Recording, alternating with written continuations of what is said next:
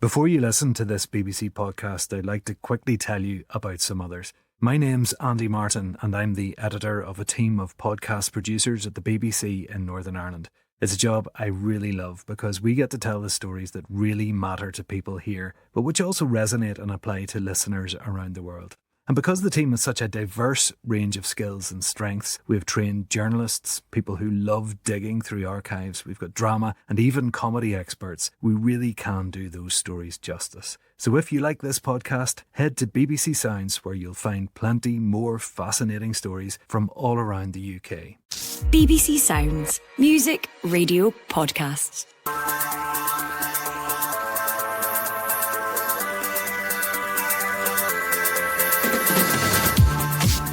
Hello and welcome to the Scottish Football Podcast. It's pre-season on the domestic front, so as we count down the minutes until the 2024-25 campaign kicks off, we're publishing preview episodes for all 12 top-flight teams. And this one is dedicated to the team who ended up third last time out, Hearts. Devlin again into the box. Goal! Gabby Devlin has surely scored the winning goal for Hearts. Castle is losing its mind. Munoz continues. He's going to try the shot from the edge of the box, and he drills it past Josh Ray. Rashid's lost up the other end here. Shanklin's in, scores. Shanklin scores. Hibs have given it away, and Lawrence Shanklin does it again. The Scottish Football Podcast from BBC Sport Scotland.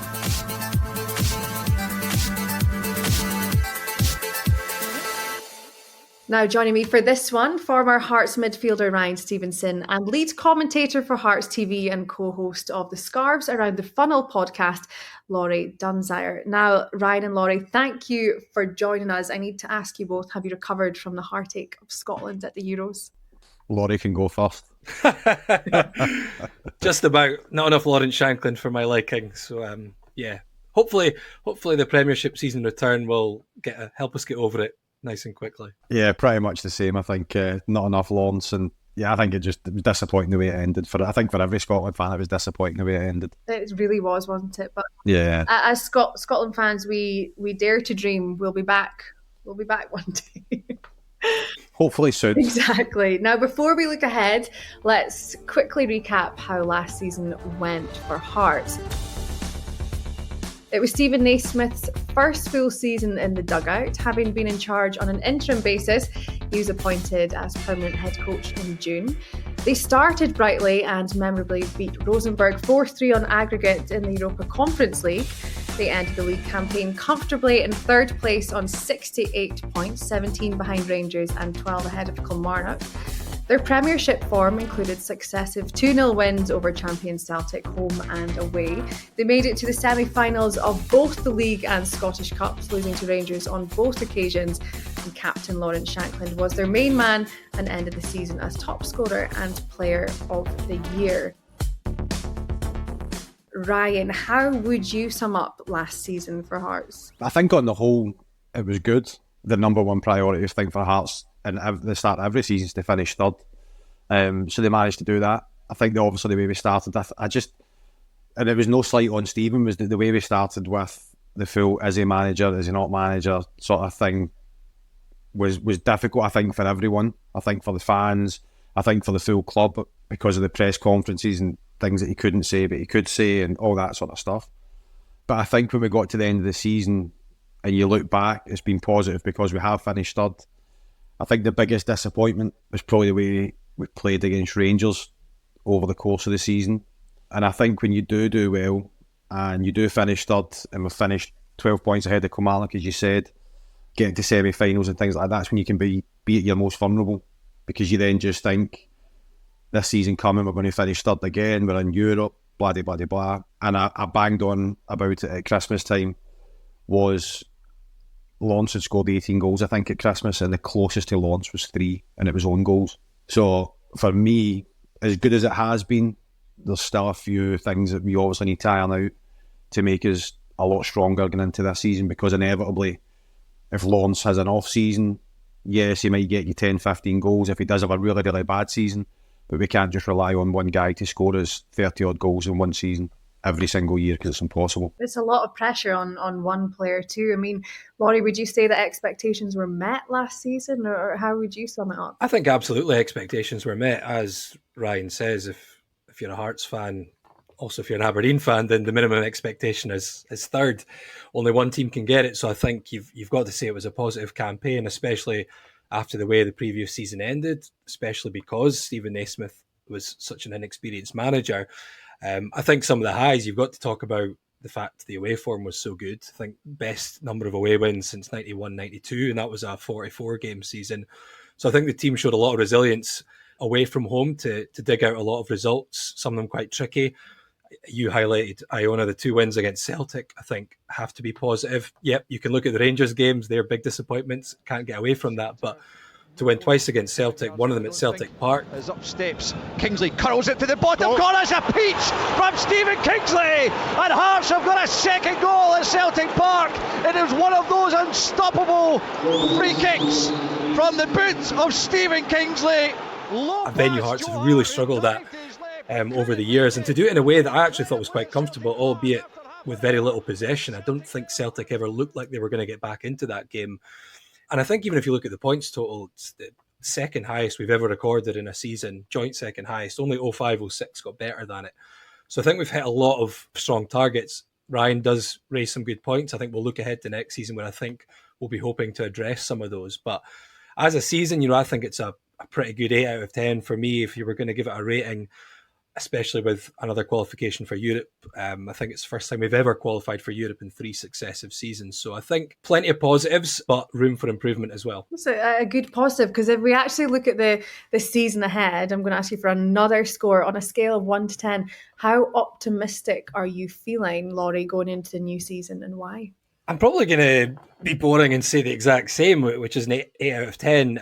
I know at the time of recording, we don't know when this is going to go out exactly, so things can happen in the transfer market, so I'm not going to try and commit on too much. But I mean, consistency of personnel is quite big, and as things stand, Hearts have kept quite a core of the team together. I'm sure we will lose at least 1 or 2 players, and hopefully we will get some money in for some players at some point, because it's an area that Hearts have not done too well in recent years. But I mean, you look at some of the players coming in, I think Penrice, Spittle and Danda all coming in from Premiership clubs, and they've performed relatively well at each of those teams. I think if you look at Spittle and Danda in particular. Right-hand side into the feet of Miller, a lovely turn away from McGregor, lays it back now, shot, a goal! Blair Spittle has the opener, and what a goal it is! Lovely players whose stats suggest they're playing at a much better side than Motherwell and Ross County, with all due respect to those 2 teams that finished in the bottom half. I think that gives Hearts an extra dimension, because they have been over-reliant on Lawrence Shanklin. So I think to have those added attacking options, that will hopefully release a little bit of burden from Shanklin, and often maybe give him a bit more impetus to get even more goals and even more chances, because right now he's often the chief creator and the chief scorer, which is pretty tough to do. So I think at the moment I'm pretty happy with who we brought in. I think Oyegoke is a right back who sounds like he's got a decent bit of calibre, an area we need to strengthen in. And Moussa Dramé, the Gambian/Spaniard, gives us another attacking option. So I'm pretty pleased we've got a lot of business done early. I think that's quite key. You don't often want to be scrambling about into August to try and get deals done. You often don't get your primary targets. You've got less time to integrate those players into the team.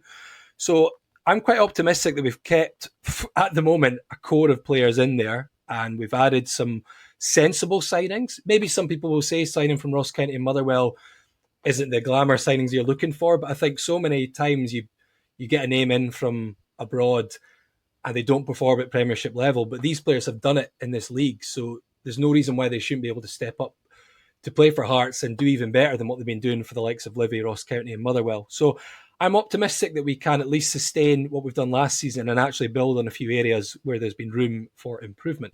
You have to say, when it comes to signing over the last couple of seasons, Joe Savage and the background staff have pretty much got every signing bang on. So I'm hoping the ones that myself and maybe the fans don't really know much about can come in and hit the ground running. And hopefully everybody can sort of gel well, can mix well during pre-season. It's always good for the players that have been there these new boys come in, it freshens things up when you go away for pre-season. It's difficult. I've been there when one boy comes in, then another 2 weeks another boy comes in, and it can sort of be unsettling. So I think it's good that majority of the boys are there, and hopefully we don't lose, everybody's going to say it, we don't lose one player. That's the only player we don't really want to lose just now, as Lawrence, and hopefully the new boys come in, he stays, and we can go on with another successful season. He's such an integral part of the team. I think it's probably hard to sum up what he means to Hearts, Laurie, but what does he mean and how important is he for the season ahead? I mean, 31 goals in a season for a team, even if you're playing in Glasgow, I think is impressive, but even more so for a team outside of Rangers Celtic. It equalled John Robertson's highest tally in a season, and highest we'd had a player score in a campaign since the late 50s when it was Jimmy Wardhaw, when goals were maybe a lot easier to come by as well than these days. So I think what some people outside of Hearts sometimes don't realise is he isn't just a goal scorer either. It's one of the things that frustrates me, and I was maybe guilty of it too before he joined Hearts, was thinking he's a poacher, he's a goal scorer, he's nothing else. In fact, he's so much more than that, because I think he got 7 assists as well for the season, but his link-up play, his football intelligence goes way beyond just finding the back of the net. I think it was often one of our challenges last season was if teams did try and double up and nullify Shankland, we not only did we lose a goal scorer in a game, but we also lost the main creative threat, because he would drop into the 10 role, he would try and link things up, he would drop out wide. I think if Lawrence Shankland had any pace, he would be nowhere near Scottish football, let alone Hearts. But thankfully he does have that deficiency, which means he's ended up at Hearts and we've made the most of it. So I think he's a leader, he's a talisman, he's a goal scorer, but what a lot of people don't realise is his football intelligence and his creative play actually adds so much to the team, which I think it's funny because it's an area we need to improve on, because we can't throw all that on one player, not just because we may not have him forever, but also because if teams do find a way to stop him, sometimes we also lose a creative threat as well as a goal-scoring threat. So he's a big part of Hearts at the moment, we'll put it that way. And Ryan, I know he's someone that you probably did want to see more of in Germany, but actually the benefits of maybe him not getting as much time in Germany would effectively help Hearts going ahead this season. Well, it's worked wonders for us. I think the fact that he's hardly played, and I think the actual, listen, I can't speak for Steve Clark, but I don't know if Steve Clark maybe trusted him enough, but Laurie's 100% right. Obviously, I'm friends with Lawrence, I know Lawrence, as he's so much more than a goal scorer. And there's two things to it. Hearts need to get away from us relying on Lawrence as much as what we do, for everyone's sake, for his sake, for the club's sake, is we need to sign other players, and other players that are there, the likes of Alan Forrest, Kenny Vargas, all these boys next year. It's such a big season. Barry Mackay coming back. It's such a big season that these boys need to step up and help Lawrence, and we need to get away from just being this team that all centres round Lawrence. But he is such a good player. He really, really is. I think everything that he epitomises being club captain for Hearts, the way he is for young boys coming through in the academy, looking at his sort of journey that he's had, the knocks that he's had in his career, to then go and watching him playing for Scotland, albeit not very much the minutes that I think he should have had when we were over there. But seeing the journey that he's obviously been on to get to where he is now is absolutely breathtaking. It's exciting to see what he can do again this season. But let's talk about the boss and Steven Naismith. Obviously, we know Hearts finished third. What will he have learned from last season? And I would think, was it you, Ryan, that mentioned at the top about even the start of last season? You forget that even happened with Frankie McAvoy, don't you? Yeah, listen, I think he would have learned a lot. I think to go into your first job at a club the size of Hearts, and regardless of where you've played, it would be an eye-opener for him. I think obviously the way it started, I think he went through a few difficult stages, which again, he needs to go through. He needs to learn how to deal with that. He needs to learn how to deal with the pressure. And again, it's totally different as a player. I think because when you are a player, you've got another game and you can actually affect it. I think when you're a manager, you're hoping that your point of view comes across to your players. And inevitably, when they players walk across that white line, it's really down to them. And I've heard him speak about it, how he absolutely hates match days. Because again, you can work all week on a plan and then you just have to hope that these players go out on the Saturday or on the match day and they put it across. But I mean, I think he's grown over the last year. I think when you've seen some of his press conferences at the start and he was we ruffled a few feathers, and he was biting back, and he's bit back at myself. I've got friends in common with him because he stays down here. So can you tell us more on that, Ryan? What? No, I've got friends who play football with him, and it sort of came back that obviously I call him in one of the newspapers, and listen, that's part of my job as being a sort of pundit, and I get it, you understand it. Listen, if you're giving somebody criticism, and I like that, the fact that he comes out and he wants to fight, you can tell that he backs himself. But I think you could see over the course of the season, I think you could see the fact that he had grown as well. I think he sort of became a bit more subdued, and everything he was coming across with, he was thinking about it. It wasn't really reactive. You could tell that he was processing a lot of things. So listen, he would have used the year as a full experience.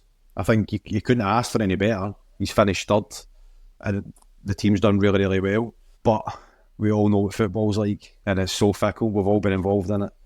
And if we don't start the season well, he'll be straight back under pressure. It is just the nature of the beast of being a top flight manager nowadays. So he'll know that as well himself. So he'll be hoping that his new signings, along with the boys that he has in the squad, can hit the ground running. And a big opening game, you mentioned that kind of start the season well. Laurie, a big opening game at home to Rangers. Yeah, and I think someone like Stephen Naismith will relish that, and I think the Hearts fans will relish that to start, especially at home. You probably don't want to start with an away game against Celtic or Rangers, which is a bit of a tough ask, but a game that's going to be challenging. It's one of the big things to improve upon on last season, like Ryan points out, is how we did against Rangers. Stadium will be packed. It'll be terrific atmosphere. It's not going to be, you're not going to be waltzing into the season with maybe what you'd see as a very winnable home game. But I think the fact that we got that draw against Rangers in the last game of the season, having looked dead and buried. And Hearts don't have much time left here. They could already be in the last chance saloon. Clark launches it forward. The header is won! And Tagawa volleys in. It flashes past Jack Butland. And Hearts are ending their season on a high. Albeit it didn't mean much for Hearts at that point. I think that'll give the team a bit of a lift. So I think one thing I'm really looking for Hearts to improve upon, you're probably going to ask us about areas of improvement, but is the home form. I think away form was terrific last season. I think the way Stephen Naismith managed to adapt and find a way to win a lot of games away from home, albeit some fans will maybe complain it wasn't always entertaining or expansive, but I think when you're on the road, Ryan will know better than I would, that you just have to dig results out. It doesn't matter what the performance is like. If you get wins away from home especially, that's the big thing. But I think the fact that we won the same amount of home games as away games is a slight disappointment for me. And I think a lot of the performances, we dropped points to Killie, Motherwell, Ross County, Hibs twice at home. I think that's something we want to see more from Hearts this campaign at Tynecastle, is a bit of improvement on results at home, but also on performances. I think there was a few games, especially early on under Naismith, that we did have a lot of possession. It was very similar to some of the issues we had under Robbie Nielsen, where 60-70% possession, but not really creating an awful lot of chances, and teams found an easy way to play against us. I'd like to see, especially with all these new attacking options, a bit more expansive attacking play, some more goals at homes, and a few more wins against those teams such as Hibs that we should be beating at Tynecastle. We talked domestically, Ryan, but also what about Europe? What are you hoping to see in Europe this season from Hearts? Progression. I think that we need to just try and progress, however small that may be, because let's not be kidded, it's Europe. So it will take, the biggest thing for Hearts is making sure that we're in Europe consistently over the next 5-10 years, because that's the only way that we'll progress into a decent outfit that can sustain playing in Europe. Playing in Europe for one season and then not being in Europe for another 5 or 6 years and then going back into it to then think that we're just going to turn up and be good on that stage is crazy. So we need the consistency, and it'll be small margins. I mean, these teams that we're coming up against in Europe, every single team is very, very good. It's a different level to what we obviously play domestically. So I think if we can make small steps in Europe and small progression in Europe, with coupled the fact that we're finishing third every single year, and we can build on that. But again, I think for the fans, it's just the fact that we've got European nights again. And we've got away journeys where we can all go and have a good time, and you're going to see these different cultures and different stadiums. And then, as Laurie knows, obviously European nights at Tynecastle are just absolutely incredible. And for any player, for these new signings, I'm telling you, I've been involved in them. I've got battered in a few of them, but even so, they are absolutely magical nights. I mean, that's the thing. You mentioned consistency, and consistency was the word used at the start of last season too. Again, it just shows the importance for Hearts of actually getting things off to a good start this season. But do things feel different now? Yeah, I think so. I think because we've done business early, I think the players that we've signed, I think Stephen looks settled. I think the fans are settled with him. I agree with Laurie as well. I think the biggest thing for me, having been at a lot of the home games, is we need to be more dynamic at home. I go back to obviously my times under Jim Jeffries. When Paulo first came in, we tried to play this possession football, and Tynecastle just does not allow you to do that. It's small. The atmosphere is electric. And under Jim Jeffries, we literally just used to get the ball, get it wide, get in the box and ask questions. And I think that's where... I think at home, I think away we can play a different style and we can play the possession-based sort of football. But I think at home, everybody just wants it to be more dynamic. And I think if we do that, I think we'll go on a really, really good season. Laurie, can you tell me, what is your general prediction for this season ahead? How do you think it's going to go? And maybe give me one specific thing that you think will happen. One specific thing? Say win a cup. I was going to be more pragmatic than that. I was going to say one specific thing that will happen. We won't be so reliant on Lawrence Shankland in the final third. I would like to win a cup. I think the problem with I think all the fans say we need to win a cup. You need to win a cup, and I think the big disappointment, Ryan mentioned it, the two semi-finals against Rangers. I think we left Hampden feeling like we hadn't done ourselves justice. Left, it's opened up beautifully for Cantwell all the way himself. He finds Dessers. Good save, Gordon. Back to Dessers, looking to finish this semi-final, and he surely has done now. I think the League Cup, very much we just didn't turn up. I think the Scottish Cup semi-final, I actually thought Stephen Naismith got a lot right in that game. I think it was our decision making in the final third, but both games I think we felt like we could have done it at least a little bit better. But with the cups, you're relying on draws and a bit of luck on the way. If you draw Celtic or Rangers away in the fourth round, and suddenly your hopes are already diminished, you might have to play both Celtic and Rangers along the way. So I'd like to win a cup. I just want to make sure. I think European football and the cups, I think we want to compete better. I think Aberdeen showed last season in Europe that, albeit they still went out at the same stage as Hearts, but they competed far better against the likes of Frankfurt, against PAOK, who comfortably defeated Hearts in Greece. I think the last time in the group phase, it was a great experience, some great trips, but against the two bigger teams in the group, fair enough, we maybe expected to lose, but I think both Başakşehir and Fiorentina comfortably beat Hearts, and we just didn't test them whatsoever. So I would like to see us compete better in Europe this season, even if we end up losing to a bigger seed, fair enough. But people talk about second. I think before we can even consider second place, we need to actually consistently get third spot, make the most of that European money while group phase football is still guaranteed. So yeah, maybe win a cup, but less reliant on Lawrence Shankland, maintain third place. That's my more pragmatic, realistic aims and hopes and predictions for next season.